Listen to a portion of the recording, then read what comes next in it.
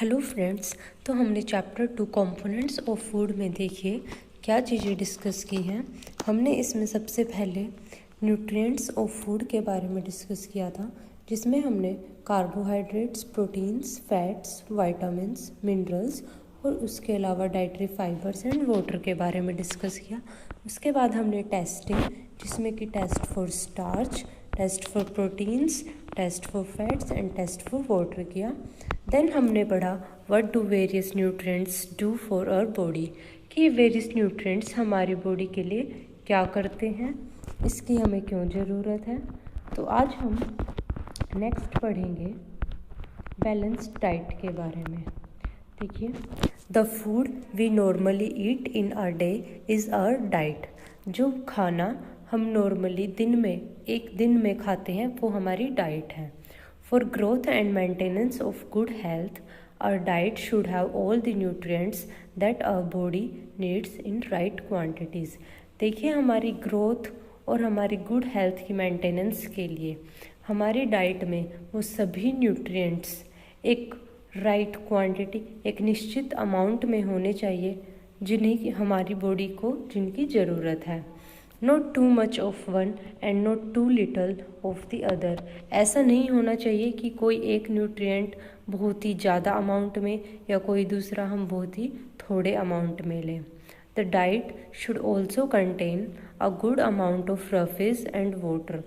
देखिए, ये non nutritive value के कंपोनेंट्स हैं, लेकिन इनकी हमें अपनी डाइट में ज़रूरत होती है। यह हमें एक अच्छे अमाउंट में अपनी डाइट में लेने चाहिए। Such a diet is called a balanced diet. देखिए, हमने बैलेंस्ड डाइट के बारे में क्या समझा। A balanced diet is one which contains all the nutrients in proper amount. एक बैलेंस्ड डाइट वो है जिसमें सभी न्यूट्रिएंट्स एक प्रॉपर अमाउंट में, राइट क्वांटिटीज़ में प्रेजेंट हों। Do you think that people of all ages need the same type of diet? क्या आप यह सोचते हैं कि सभी एज ग्रुप्स के, सभी उम्र के लोगों को एक तरह की डाइट की ज़रूरत होती है? Do you also think that what we need for a balance diet would depend on the amount of physical work that do? क्या आप यह भी सोचते हैं कि जिस बैलेंस डाइट की हमें ज़रूरत होती है वो हमारे फिज़िकल वर्क के अमाउंट पे डिपेंड करती है, कि हम दिन में कितना फिज़िकल वर्क करते हैं उस पर भी डिपेंड करती है? क्या आप ऐसा सोचते हैं? Prepare a chart of what ever you eat over a period of a week. तो आपको एक चार्ट प्रिपेयर करना है जिसमें आपको अपने 1 वीक की डाइट लिखनी है कि आप इस 1 वीक में क्या क्या खा रहे हैं। Check whether all the nutrients mentioned are present in one or the other food items being eaten within a day or so. तो आपको अपनी एक दिन की डाइट में चेक करना है कि सभी न्यूट्रिएंट्स जो कि ऊपर चैप्टर में मेंशन किए गए वो प्रेजेंट हैं या नहीं हैं। Pulses, groundnut, soybean, sprouted seeds, moong and bangle gram, fermented foods, South Indian food such as idlis, a combination of flours, misi roti, thepla made from cereals and pulses, banana, spinach, sattu, jaggery, available vegetables and other such foods provide many nutrients. देखिए, ये इतनी सब चीज़ों के नाम दिए गए हैं और ये हमें बहुत सारे न्यूट्रिएंट्स प्रोवाइड करती हैं। Therefore, one can eat a balanced diet without expensive food materials. देखिए, इसमें से कोई भी ऐसा फूड मटेरियल नहीं है जो बहुत ही एक्सपेंसिव या रेयर हो। ये ऑलमोस्ट सभी लोगों के लिए अवेलेबल होते हैं इजीली, तो इनसे हम सभी न्यूट्रिएंट्स ले सकते हैं। Eating the right kind of food is not enough. देखिए, सिर्फ सभी न्यूट्रिएंट्स से भरपूर खाना खाना सिर्फ यही पर्याप्त नहीं है। It should also be cooked properly. इसे प्रॉपरली कुक भी करना चाहिए so that its nutrients are not lost, ताकि उसके न्यूट्रिएंट्स लॉस्ट ना हों। Are you aware that some nutrients get lost in the process of cooking and preparations? देखिए, आपको पता होगा कि कुकिंग के प्रोसेस में भी कुछ न्यूट्रिएंट्स लॉस्ट हो जाते हैं, तो हमें एक प्रॉपर वे में ही फूड को कुक करना चाहिए ताकि उसके न्यूट्रिएंट्स लॉस्ट ना हों। If the vegetables and fruits are washed after cutting और पीलिंग दैम, देखिए अगर आप फलों या सब्जियों को काटने या उनका छिलका उतारने के बाद धो देते हैं, it may result in loss of some vitamins, तो उन फ्रूट्स और वेजिटेबल्स में जो वाइटामिन्स प्रेजेंट होते हैं वो निकल जाते हैं धुलने से।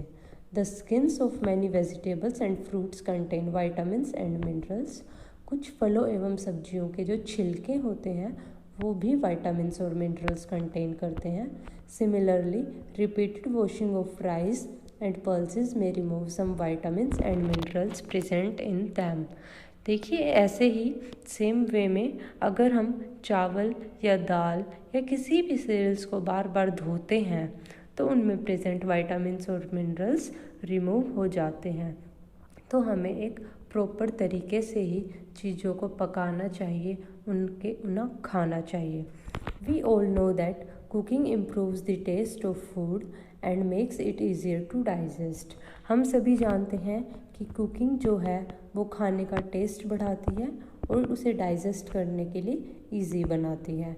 Eight the same time cooking also result in the loss of certain nutrients, लेकिन कुकिंग से कुछ न्यूट्रिएंट्स भी लॉस होते हैं फूड से। Many useful proteins and considerable amount of minerals are lost if excess water is used during cooking and is then thrown away.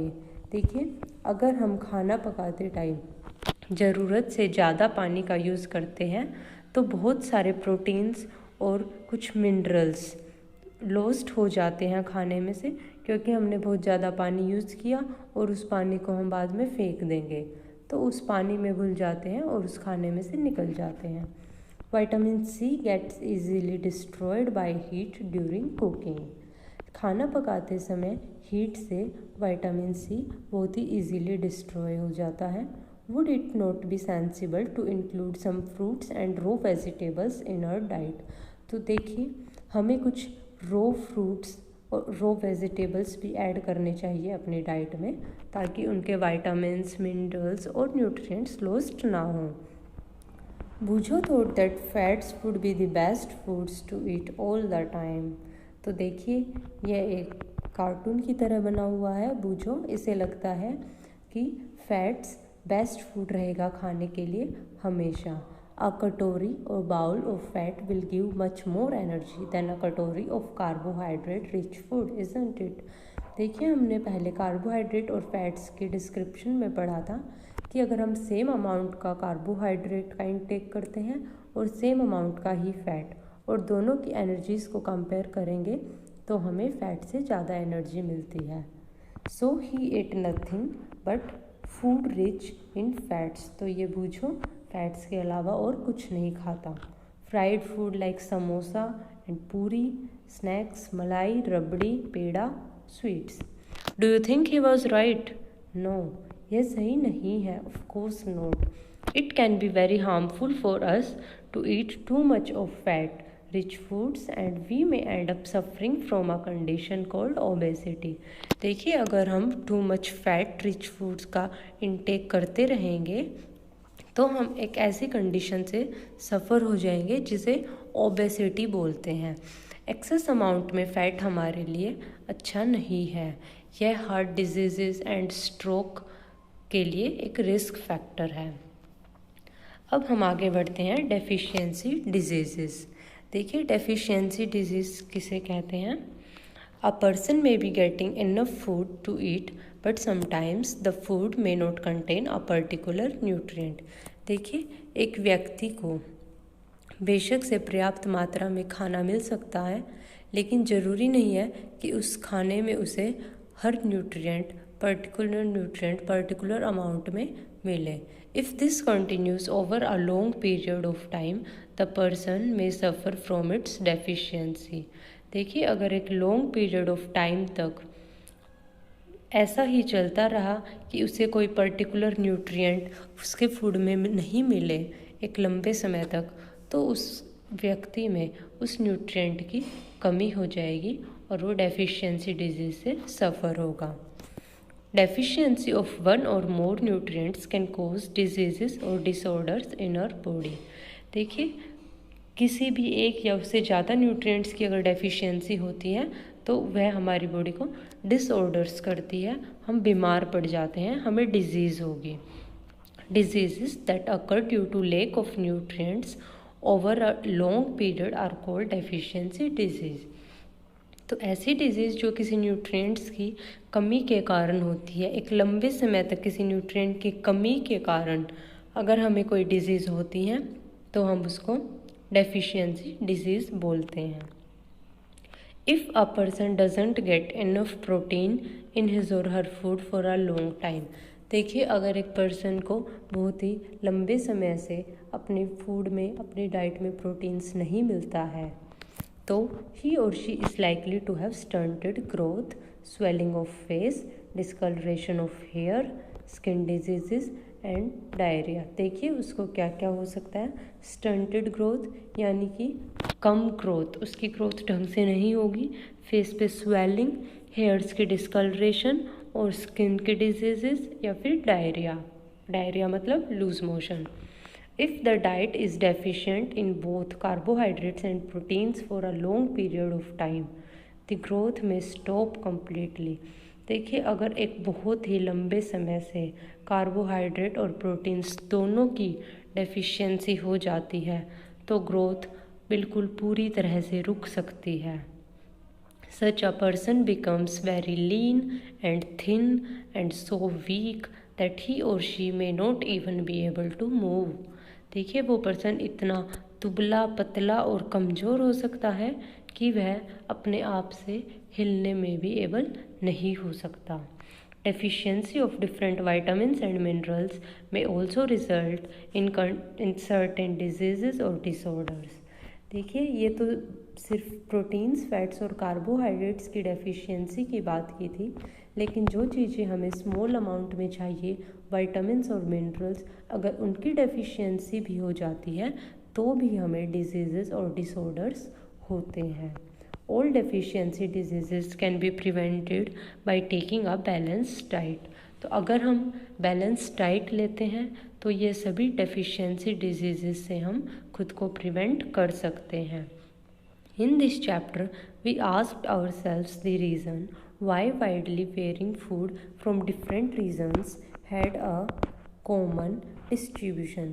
देखिए, बहुत ही हर अलग अलग रीजन्स में फूड अलग अलग तरह का खाया जाता है। वाइडली वेरिंग फूड है, मतलब वेरी करती हैं उनकी डिशेज़, लेकिन फिर भी उनमें कॉमन डिस्ट्रीब्यूशंस होता है कि ताकि हर न्यूट्रिएंट उनको मिल सके।